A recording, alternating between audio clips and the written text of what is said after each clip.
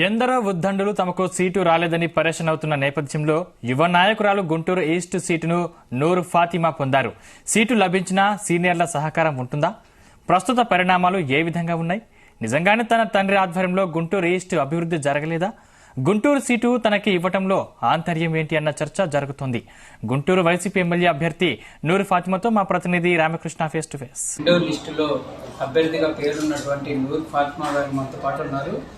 Present ప్రచారానికి సంబంధించి కానీ చాలా మంది ఉద్దండులు వైఎస్ఆర్ సీటు కోసం ప్రయత్నిస్తున్నటువంటి నేపథ్యంలో యువ నేతగా ఉన్నటువంటి ఆమెకి అవకాశం కల్పించడం ఏ విధంగా ఫీల్ అవుతుంది అనేది కూడా మనం తెలుసుకునేటటువంటి ప్రయత్నం చేద్దాం.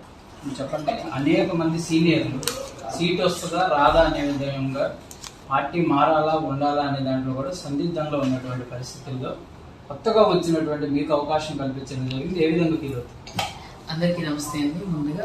ముందుగా జగన్మోహన్ రెడ్డి గారికి ధన్యవాదాలు తెలుపుకుంటున్నాను. నా మీద నమ్మకం పెట్టుకొని గుంటూరు ఈస్ట్ సీట్ మరి నాకు ఇవ్వడం పట్ల. వేరే చోట్ల ఎక్కడైనా మీరు చూసుకున్నా 175కి 175 నియోజకవర్గంలో జగన్మోహన్ రెడ్డి గారు గతం నుంచి చెప్తా ఉన్నారు ఏంటంటే వాటర్ తిరగండి, పబ్లిక్లో ఉండండి, ఎక్కువగా పబ్లిక్తో ఇంటరాక్షన్ పెట్టుకోండి, ఎందుకనంటే మన ప్రజాసేవలో వచ్చాము అని చెప్పి సంవత్సరం నుంచి చెప్తా ఉన్నారు. మంచి గ్రాఫ్ ఉన్న వాళ్ళందరికీ ఇస్తూనే వచ్చారు, కొన్ని మార్పులు చేర్పులు చేస్తూనే ఉన్నారు. ఏదైనా ఇబ్బంది ఉన్నా నేను ఉన్నాను అని చెప్పి ఒక భరోసా అయితే నాయకులు, కుటుంబ సభ్యులు ఎవరైనా ఇస్తూనే ఉంటారు. జగన్మోహన్ రెడ్డి గారు కూడా నేనున్నాను, ఏమున్నా కూడా నేను మీకు తోడుంటాను అని చెప్పడం జరిగింది. అందుబాటులో కొంతమంది అసంతృప్తి అయిన వాళ్ళేమో వాళ్ళు కొంచెం ఇదిగున్నారు, వాళ్ళు కూడా బుజ్జిగించి మాట్లాడటం కూడా జరుగుతుంది. ఈసారి వారసుల్లో మీరు చూసుకుంటే 5గురు ఇవ్వడం జరిగింది జగన్మోహన్ రెడ్డి గారు. మరి వారసులు కూడా వారసత్వ రాజకీయం కన్నా మేము పబ్లిక్ లో ఎక్కువ ఉన్నాము.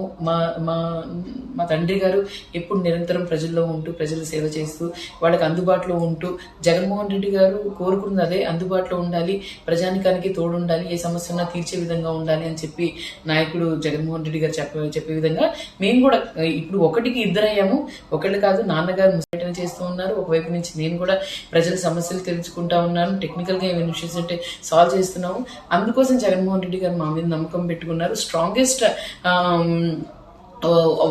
నియోజకవర్గంగా జగన్మోహన్ రెడ్డి గారు అనుకున్నారు. కాబట్టి ఈసారి ఏదైనా రికార్డ్ బ్రేక్ చేయాలి అని అంటే అది జగన్మోహన్ రెడ్డి గారు చేయాలి. ఎందుకనంటే మీరు చూసుకుంటే గతంలో వైఎస్ రాజశేఖర రెడ్డి గారు 4% రిజర్వేషన్ తీసుకొని వచ్చారు, మైనారిటీలకి ఆయన ఎంతో చేశారు. అదేవిధంగా ఈ రోజు మీరు చూసుకుంటే జగన్మోహన్ రెడ్డి గారు పెద్దపీట వేశారు మైనారిటీలకి.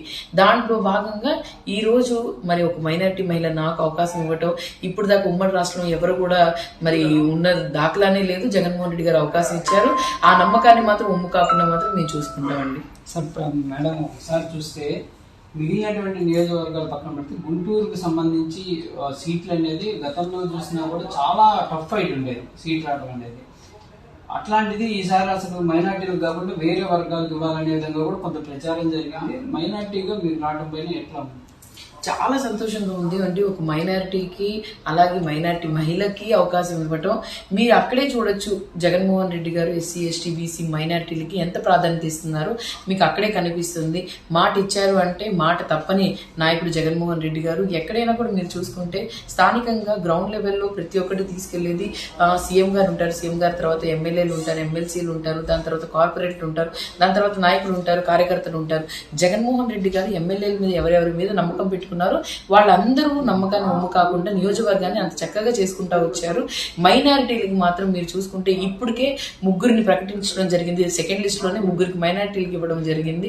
మీరు ఎక్కడ గతంలో ఏ పార్టీ చూసుకున్నా కూడా, లేకపోతే గత పార్టీ 5 సంవత్సరాలు చేసిన టీడీపీ వాళ్ళు కూడా ఒక మినిస్ట్రీ ఇవ్వడానికి, ఒక మినిస్ట్రీ అడిగినందుకు మైనారిటీ వాళ్ళని ఎంత కించపరిచి జైల్లో వేసి ఇబ్బందులు పెట్టారు. ఆ సమయంలో కూడా వాళ్ళకు తోడుంది ఎవరో కాదు, జగనన్న మాత్రమే. అది కూడా గుంటూరు ఈస్ట్ లోనే జరిగింది.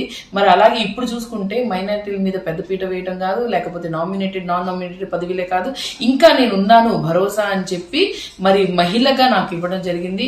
మరి మండల చైర్పర్సన్ కూడా ఒక మహిళగా ఇవ్వడం జరిగింది.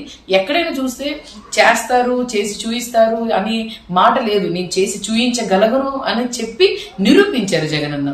ప్రధానంగా కూడా రానున్న రోజుల్లో పనిచేసేటటువంటి విధానంలో మార్పులు కంపల్సరీగా తీసుకొని వస్తానన్న విధంగా కూడా నూరు ఫాతిమా చెప్తున్నారు. అదేవిధంగా ప్రతి ఒక్క మైనార్టీ వర్గాలకు సంబంధించినటువంటి మహిళలు కూడా తమ యొక్క కాళ్ళ మీద నిలబడే విధంగా రానున్న రోజుల్లో నేను చేసి చూపిస్తాననే విధంగా కూడా ఆమె హామీ ఇస్తున్నటువంటి పరిస్థితి ఉంది.